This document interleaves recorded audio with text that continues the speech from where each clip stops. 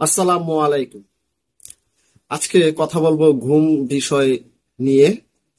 প্রধানমন্ত্রী শেখ হাসিনার ঘুমকে কেন্দ্র করে 16 বছর যা করেছে সে বিষয় নিয়ে আজকে কথা বলবো। ভিডিওটি যারা দেখবেন অবশ্যই ভিডিওটি শেয়ার করে দেবেন, অন্যকে দেখার সুযোগ করে দেবেন। আমি ভিডিও ভিডিও করি ঠিক, কিন্তু আপনারা শেয়ার করবেন, এগুলো শেয়ার করে অবশ্যই মানুষের কাছে ছড়িয়ে দেবেন যাতে অন্যজন দেখতে পারে। দেখুন, 2012 সালে 2012 সাল থেকে বিএনপির নেতা ইলিয়াস আলী ওনাকে কিন্তু ঘুম কমিশন কর্মকর্তারা ঠিকই তারা এই সাকসেসফুল মিশনটা তারা সাকসেস করে শেখ হাসিনার নির্দেশে, বা বলতে পারেন ভারতের রয়ের নির্দেশে। তো শেখ হাসিনাকে নিয়ে এই ঘুমের কমসে কম 500-600 মানুষ বা আরো বেশি হতে পারে যদি ভুল না করি, তাহলে এই যে 15 থেকে 16 বছর সে ঘুম চালিয়ে তার ক্ষমতাকে পোক্ত করলো। বিএনপি নেতা ইলিয়াস আলীকে ঘুম করলো, পরে আরো শিবিরের কর্মকর্তা যারা আছে শিবিরের নেতাকর্মীদেরকে ঘুম করলো। আদৌ পর্যন্ত তাদের কিন্তু খোঁজ খবর পাওয়া যায়নি।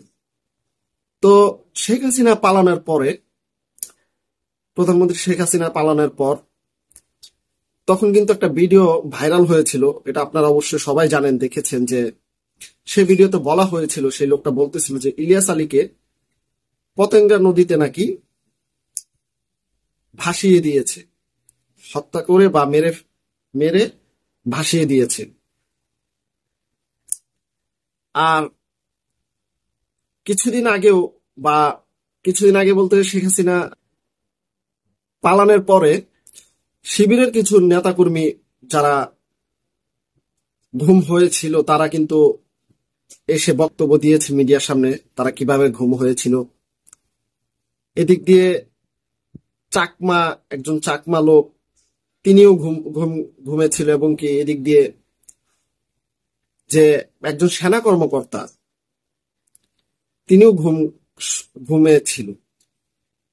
তো এই যে শেখ হাসিনা এত বছর এত ঘুম করলো, এত খুন করে তার ক্ষমতাকে পোক্ত করে তার ক্ষমতাকে চিরস্থায়ী করতে চেয়েছিল 2045 সাল পর্যন্ত, কিন্তু সেটা হয়ে ওঠেনি। তার আগে 2045 সালের আগে 2024-এ তার বিদায় নিতে হয়েছে।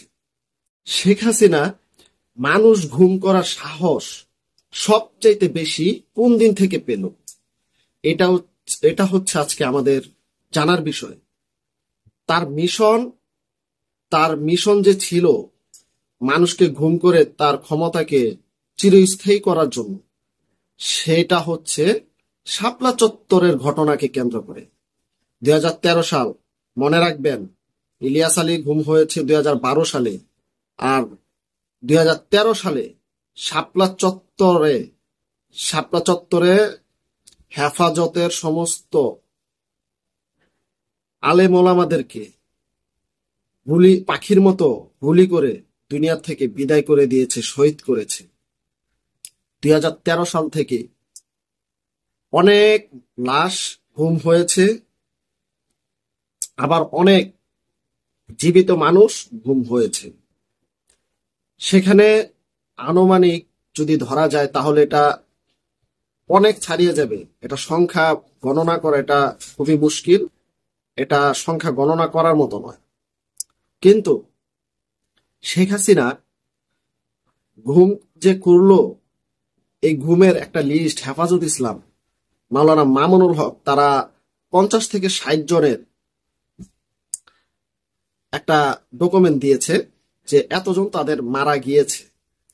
কিন্তু বাকি লাশগুলো আর জীবিত মানুষগুলো যে গুম হলো, এইগুলোর ডকুমেন্ট কিন্তু হেফাজত ইসলাম বাংলাদেশ দিতে পারেনি, বা মামুনুল হক সাহেব দিতে পারেনি।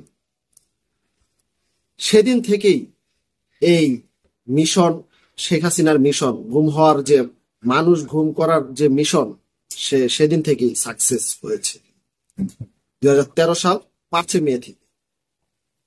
দেখুন, আজকে এতগুলা কথা কেন বললাম, এই ঘুম বিষয়ের কথাটা আমি বলিনি, ইনকেলাব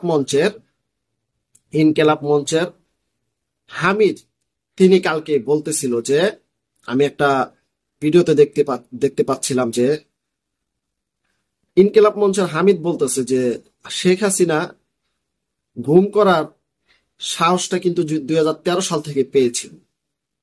একটা কনফারেন্সে, হেফাজত ইসলামের একটা কনফারেন্সে এখানে তারা তিনি এই কথাটা বলেছেন।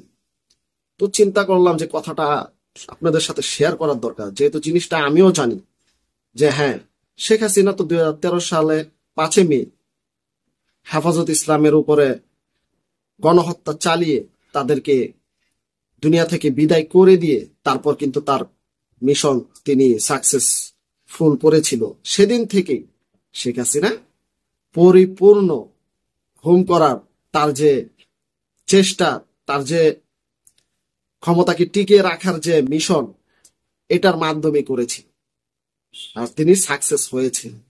এটা কোনো অস্বীকার করার মতো নয়। তো আওয়ামী লীগের নেতাকর্মীরা যারা আছে তারা এখনো বলে যে না, আমরা লাশ গুম করিনি, হেফাজত ইসলাম সেদিনকা শাপলা চত্বরে রং মেখে শুয়েছিল, প্রধানমন্ত্রী এই কথা বলেছে। আসলে দেখুন, এগুলা বলা ঠিক নয়। আপনি যেটা করেছেন সেটা দেশের জনগণ জানে, কম আর বেশি সবাই জানে এই জিনিসটা।